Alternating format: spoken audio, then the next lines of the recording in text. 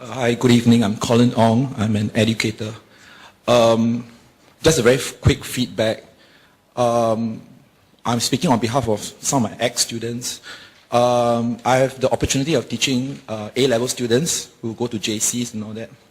And every time at the end of the A-levels, some of them tell me, Mr. Ong, I did my best, but do you think I can go to a local U?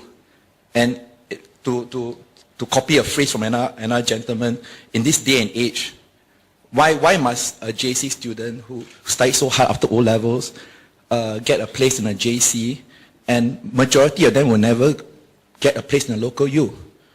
All right, and because I teach economics, I tell them that we can't have so many local U's because the job market will not be able to absorb them. Maybe the wages will actually fall. I mean, just to get them off my back for a while. But then later on they tell me that, but wait a minute, Mr. Ong, I still need to get a degree. So I go to Australia, I go to New Zealand, all that stuff. And some of them, they actually missed out. Some of them, they missed out going into a local U. And I think I have to speak for them because I'm lucky because I'm a graduate. So I'm going to speak for them because I think the people who spoke here are from local U's. All right? Many of them missed out a place in a local U just by a few points. So my suggestion is that could the local U's actually combine to create a kind of a more transparent way of calculating the entrance admission, and those students who are from JCs who missed out by a certain margin, when they go overseas or when they study in a private education, can they be subsidized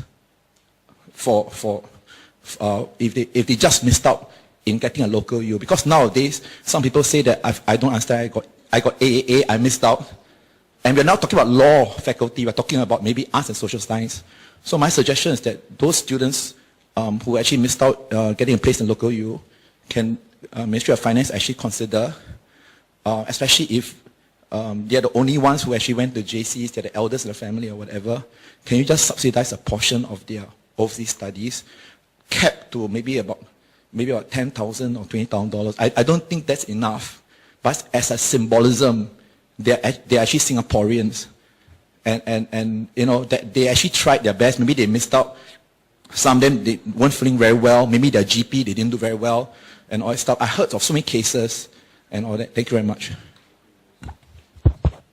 Essentially, you're talking about some study grant loan or whatever available for overseas study. That is what you are saying, right?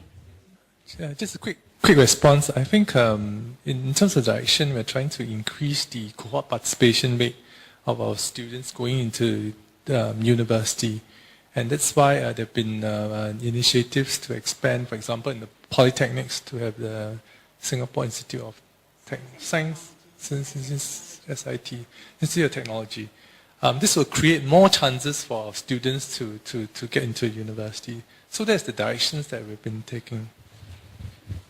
I suppose we are increasing the number of places through increasing the number of universities, and the universities itself increasing the number of places. But there will always be basically our education system is by meritocracy. So whatever your cut-off point is, there will always be people who will miss by a few points, whatever your cut-off point is. Yeah. So the other issue, of course, is do we then want to extend study grant, you know, for overseas university, basically. Yeah.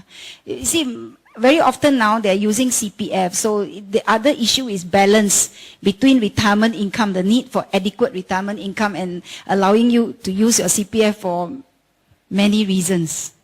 Okay, but we take your point.